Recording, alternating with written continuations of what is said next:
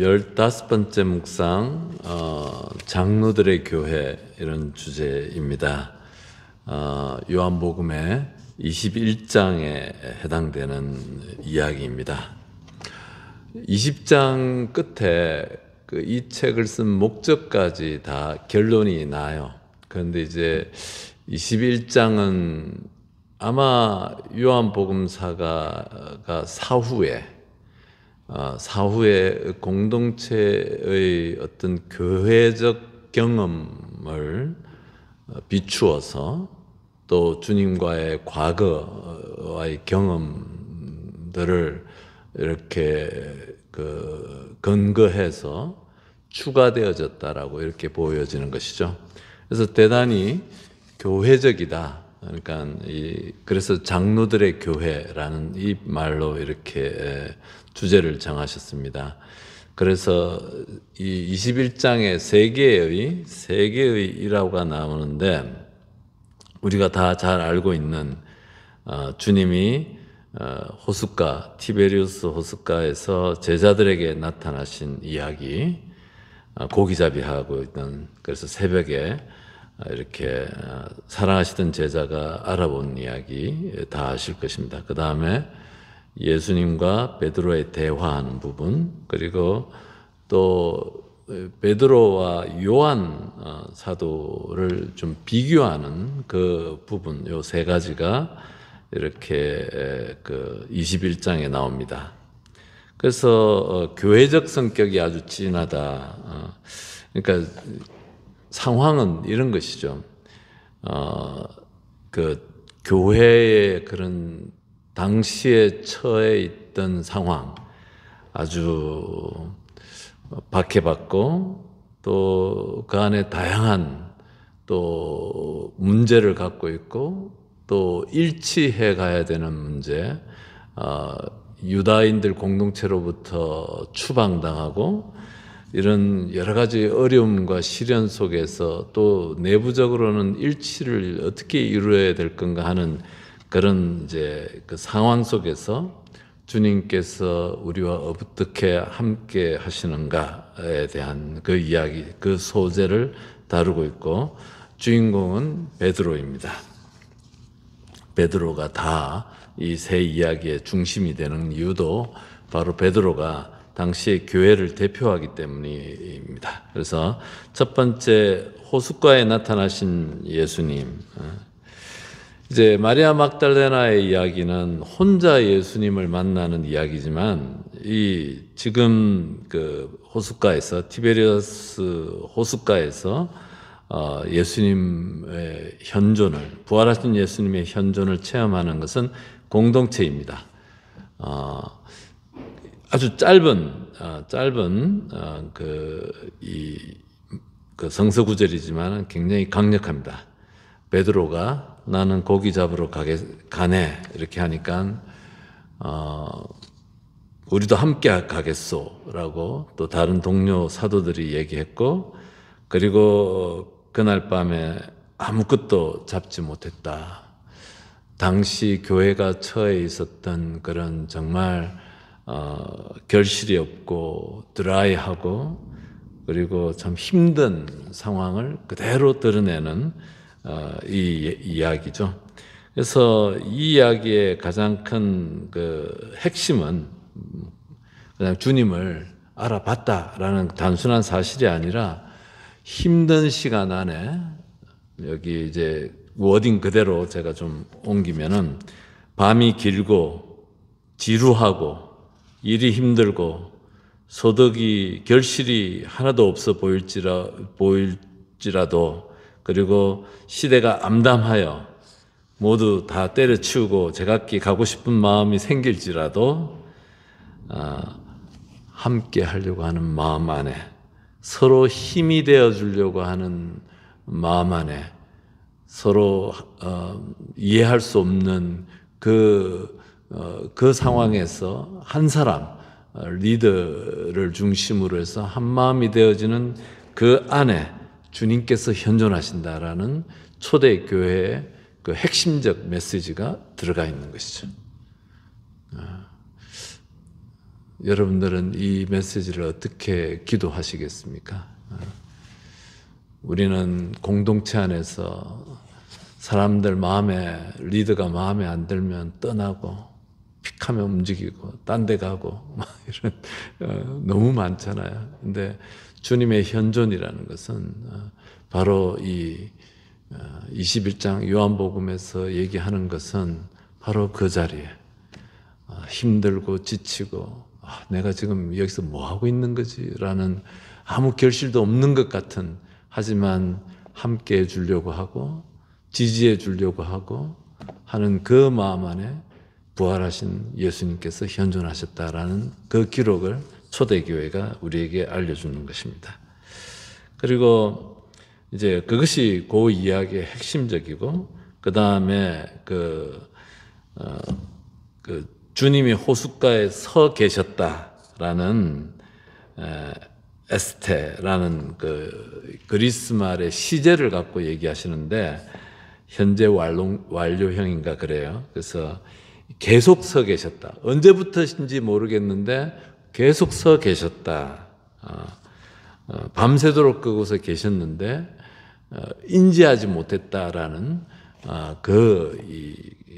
초대교회의 고백이 있는 것입니다. 주님께서 밤새 그들이 춥고 배고프고 결실이 없는, 한 마리도 잡지 못하는 결실이 없는 지친 그것을 늘 언제부턴지 지켜보고 계셨고 함께 하셨다라는 그 신앙 고백이 있고, 그 두 가지를 기억하시면서 요 이야기에 티베리우스 호숫가에 나타나셔서 사도들에게 나타나신 이 이야기에서 중요한 것 세 가지 우리가 다시 한번 짚고 넘어가야 되는 것, 바로 역경 속에서도 자기 자리를 지키며 공동체로 남아 있던 것에 대한 주님의 보답이다, 이렇게 얘기를 하시는 거죠.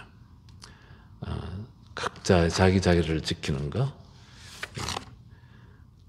그 항구함에, 그 지루함에 함께 하려고 하는 마음에 그것에 대한 주님의 보답, 하느님의 은총으로 주어진다라는 것이고, 두 번째는 이 이야기 안에서 우리가 기억해야 되는 것은 그분의 주님의 말씀을 믿고 따른 보답이다.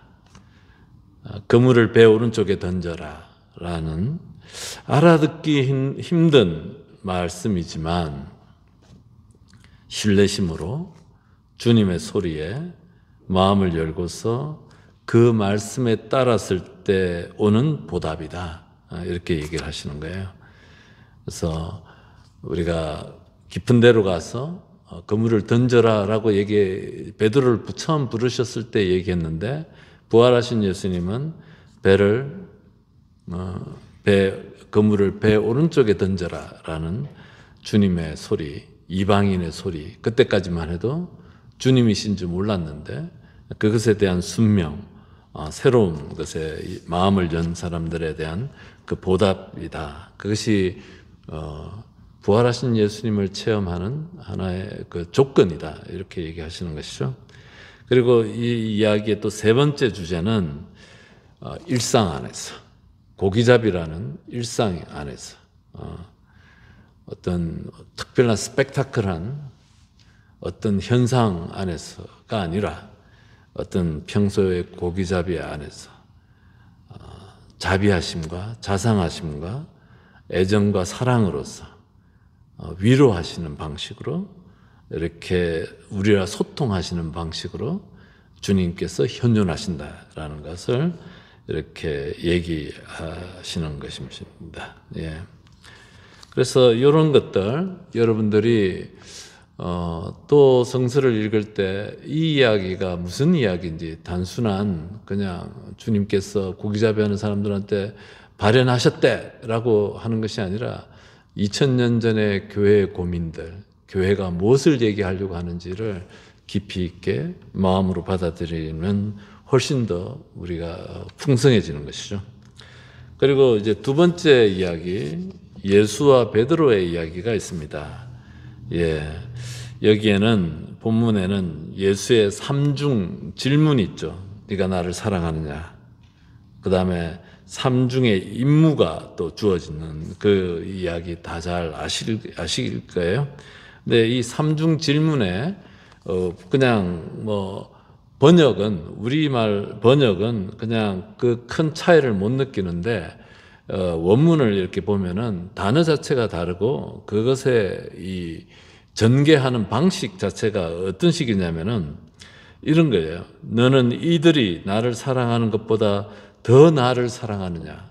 어떻게 보면은 제일 마지막에 던져야 될 질문을 처음에 던지고 그 다음에 정말 너는 나를 사랑하느냐 두 번째로 던지고 또 세 번째는 너는 나를 사랑하느냐. 근데 여기 세 번째 질문에 그 필레이스메라는 그 그리스 말 정말 너는 나를 친구라고 생각하느냐. 필로스라는 우리 그 우정에 대한 얘기하는데 그 단어를 쓰는 것이죠. 그래서 아가페스메가 아니라 필레이스메라는 단어 자체가 다른 단어를 쓰는데 이 이야기 안에서 복음서가 얘기하려고 하는 것은 딱 이것이죠. 이 질문의 그 핵심이 예수님의 인격으로 이렇게 집중된다는 거죠. 예수님과의 우정으로 집중되는 질문. 그러니까 이 사람들이 다 하는 사랑하는 것보다 더 날 사랑하는 영적이고 뭐 이런 게 아니고 아주 소박한 인격적인 우정으로 질문이 이 세계 삼중 질문이 이렇게 집중되고 있다. 그 얘기를 이렇게 하십니다. 그래서 여러분들께서 그 한국어 번역으로는 그것이 분명히 잘 안 드러나는데 그런 내용으로 그 구성되어져 있다는 거예요. 조금씩 그 다르고, 예. 그래서 그 이야기의 어떤 그 내용은 뭐냐면은 이 베드로에게 주어지는 이 사명이라는 것은 영적인 또 능력이나 이런 게 아니에요. 예수님과의 아주 친한 우정, 인격적 만남이라고 해요. 친분에 근거해서 베드로에게 주님의 사명이 전해진다는 거예요. 그 사람의 능력 아니고 그 사람의 어떤 갖고 있는 어떤 세상적인 그런 뭐 여러 가지 관계 이런 게 아니고 주님과의 신뢰 깊고 개인적인 퍼스널한 친분 관계를 바탕으로 교회의 사명이 이루어진다라는 그 메시지를 전하려고 하는 것이다. 그러니까는 질문 세 가지 질문이 예수님과의 그 친교 친분에 집중하고 있는 이유가 그런 것이다. 그리고 또 실제로 저희들 교회 안에서 수도회 안에서 어떤 직분, 저희들 중요 장상들, 광부장이나 또 무슨 원장, 중요한 원장들 이런 선발할 때 제일 중요한 게 주님과의 관계예요. 기도하는 사람인가? 그 사람이 무슨 학위가 몇 개가 있고 이런 거 하나도 중요하지 않아요. 오로지 기도하는 사람인가? 그것이 예수의 장상들을 또 예수의 뿐만이 아니겠죠. 교회가 주교님이나 이렇게 할 때 첫 번째 조건이 그것이에요. 주님과 함께하는 사람인가? 기도하는 사람인가? 주님과 인격적 만남이 있는 사람인가? 그 얘기를 하는 것이고 베드로에게 주어지는 바로 이 삼중 질문과 삼중의 임무가 바로 그런 예수님과의 인격적 그 관계 안에서 우정 안에서 이루어지고 또 그 이야기는 우리 모두도 그것으로 초대받는 것이다. 교회 안에서 여러 가지 봉사 정말 결실이 있고 다른 사람들에게 생명의 열매를 맺는 그런 봉사들은 어디에 근거를 해야 되냐면 주님과의 인격적인 그 친분 안에, 친교 안에, 만남 안에서 가능하다라는 것이 이 이야기의 그 내용을 차지하고 있습니다. 그리고 이제 내 어린 양들을 돌보아라, 내 양들을 돌보아라, 내 양들을 돌보아라 이 삼중 임무 이제 그 단어들 조금씩 다르지만 결국은 그 목자라는 단어를 상기시키는 그 단어이다 이렇게 얘기하는 것이죠. 그래서 베드로에게 주어진 그 사명은 목자로서의 사명, 즉 생명의 목초지로 양들을 인도하고 예수님께서 그렇게 하셨듯이 12사도들도 그런 그들에게 주어진 양들을 생명의 목초지로 인도하는 그 사명에 대한 얘기를 하시고 또 그것이 12사도들뿐만 아니라 모든 그리스도인들의 사명으로 이것이 확대되는 것이죠. 우리가 뭘 하는 데인가 교회가 결국은 우리 정말 그 방황하고 어둠 속에 있고 또 정말 그 희망을 가지지 못하고 살아가는 많은 사람들, 교회 안에, 교회 바깥에 있는 그 사람들에게 정말 생명을 나누고 생명이 있는 곳으로 우리가 초대하고 옆에서 벗이 되어주고 하는 그 사명들을 바로 예수님께서 베드로를 통해서 우리 모두에게 전하고 있다는 것이죠. 그래서 이런 베드로의 삼중 사명이 곧 우리의 삼중 사명으로 연결되어지는 것입니다. 예, 그렇게 되어지고 그래서 예수님의 사명이 베드로에게 이어지고 베드로의 사명이 우리 교회 공동체 모두에게 주어졌다. 그래서 그것의 핵심적인 그 봉사 내용이 사랑의 봉사, 생명의 봉사다 이렇게 말씀을 하십니다.